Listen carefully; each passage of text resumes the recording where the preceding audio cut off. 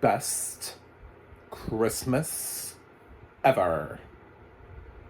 It's on Netflix. Has audio description and it stars Heather Graham, Brandy, and Jason Biggs. And it's just your typical holiday crap that Netflix has started copying, like Hallmark's little brand of churning out holiday shows. Well, Netflix is like, we'll do that, but instead of hiring people who we expect you to remember that one TV show that you did that one time, we'll hire some people who need some work. They're not really working in film. If this film dropped in like 1999, this would be a theatrical release, easy with this cast. Unfortunately, it's not 1999, and Heather Graham and Jason Biggs can't take films to theaters on their names anymore.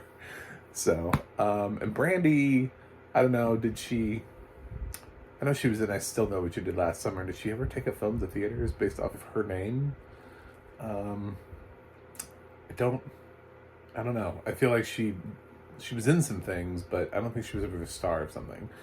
So, yeah, this is, had this been released, Heather Graham post Austin Powers' The Spy Who Shagged Me fame, sure.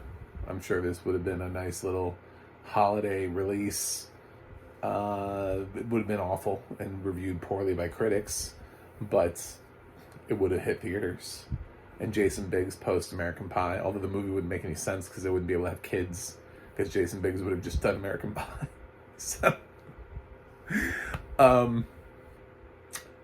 it is what it is. I don't even know why I'm reviewing this. I was trying to avoid films like this, but I saw the cast and they got me. Netflix got me, just like they got me last year with Freddie Prinze Jr. But I actually liked Freddie Prinze Jr.'s movie last year. I gave it like a B-. It actually it was pretty decent. This is not good. This is like two lifelong friends played by Heather Graham and Brandy, who unite over Christmas, and there's been a little bit of, sort of like exaggerating in their Christmas newsletters to their friends and family, and they're trying to prove that they live the lives that they live. I don't know.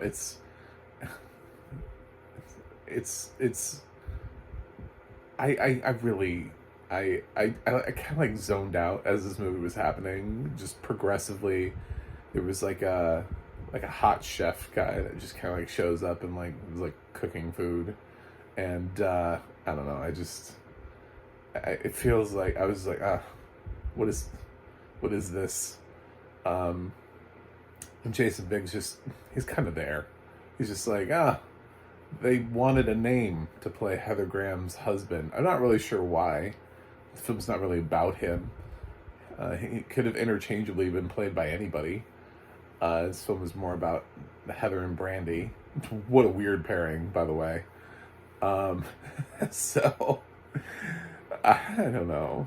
I don't know what to tell you guys. Netflix is back, and they're doing this, and this is their Christmas release, and I wish they could just spend a little bit more time. We used to have decent Christmas films released at the end of the year, and we've created some Christmas classics that are kind of memorable because of that, and that's how we get Christmas classics. There aren't Christmas classics that are like this. Nobody remembers these films. They're interchangeably garbage. Like, most of them, I can't even remember the name of the Freddie Prinze Jr. one from last year. So how am I going to, like, summon it as my new Christmas classic? Most of the films that hit streaming or hit Hallmark or Great American Family or Lifetime or whatever over the holidays are just regurgitated from the same sort of Mad Libs that they put them together for in the first place. We don't get films like Elf anymore. We don't get films like The Santa Claus. We don't get films like Home Alone, and we don't get And so we get versions of Home Alone on Disney Plus and a Santa Claus limited series. um, I don't know, Rise of the Guardians. What else do we have?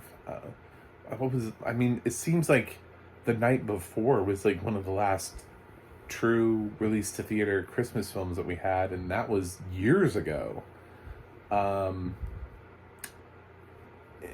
just very, You've Got Mail, The Preacher's Wife, so many, The Holiday.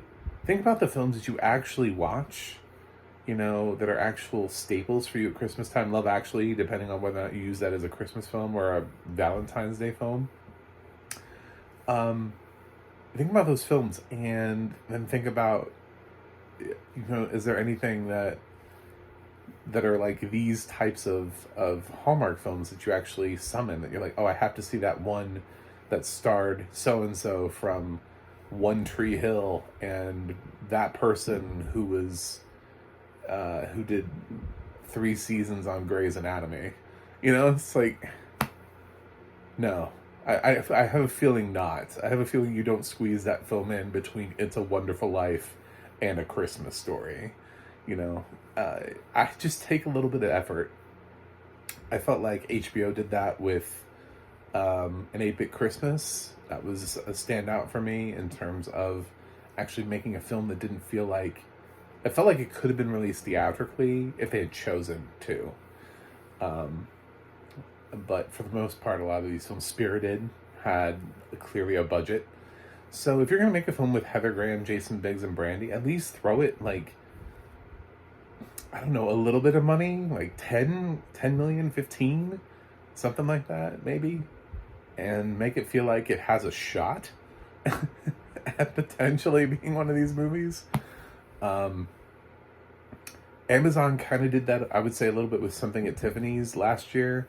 Felt like it had a small budget. It didn't quite work for me as a film, but it felt like there was a potential there that it could have been released theatrically. Some of these films don't feel like they have a budget to be released like nothing was really put together, written well, directed well. I feel like the set probably looks terrible, everything like that. And this feels like just one of those films. So, yeah. Just the kind of stuff you could just have running in the background. So, best Christmas ever? Not so much. It totally will be forgotten a year from now. Like most of the movies that are of this ilk. Good luck naming them. There are so many of them. Anyway, so that's that. Audio description was fine. I guess they don't really do anything in this movie, so... it's it's a Christmas film. Even if this had the budget of Yes Day, that Jennifer Garner movie that they had on here, actually they went places and did some things in Yes Day. I have a feeling Yes Day was pretty low budget, but even that would have been. This just, I don't know. Plus it's Heather Graham, Brandy, and Jason Biggs. I don't know really what you want from them at this stage in life, but it felt like just sort of like a where are they now, and I didn't need that for more than like 10 minutes. So, I feel like I have seen Jason Biggs more recently in things, but I haven't seen Heather in, I don't know when the last time was I saw Heather Graham in something where she was starring. And Brandy, her voice is raspy as all hell now. It's raspier than ever. There were actually some words that she couldn't phonate, like actually like the word couldn't come out, so it just kind of like, just kind of like came out. It's weird. So I think I kind of understand why the singing is not necessarily a big part of her life right now, where she's not still all over the place, like a prolific singer. I don't know what happened to her voice, but her ability to phonate on every single word and be able to get that sound out didn't necessarily happen. I'll always be a fan of Cinderella. Roger Hammerstein's Cinderella, though. She was fantastic in that. So, she's always got that. And Moesha. I remember Moesha. So, I don't know what streaming service it's on now. It was on Netflix. Somewhere. It moved to somewhere, I'm sure. But, anyway. It's the longest review of a film where I just had nothing to think about with this movie other than just come in here and be like, don't watch it. Best Christmas ever, don't watch it. My final grade is D. There you go. I mean, there was nothing really I liked about this film. It's not offensive enough for me to give it an F. And I've definitely seen worse films, but there's nothing about this film that's even remotely like, oh, I liked that one scene where the whole movie, it's less than 90 minutes. The whole movie, I was just like, can this be shorter? Can we get to the end, please? Can I start watching something else, please? Now. Anytime. So, anyway, thanks for watching. Thanks for subscribing.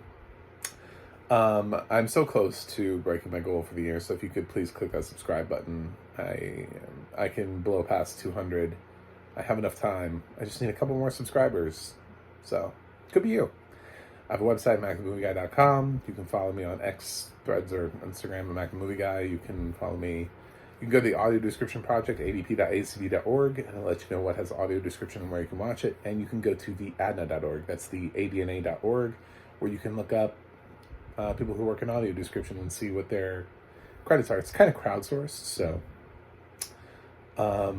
maybe you'll be able to offer some information. So anyway, thanks for watching, and I will see you guys on the other side.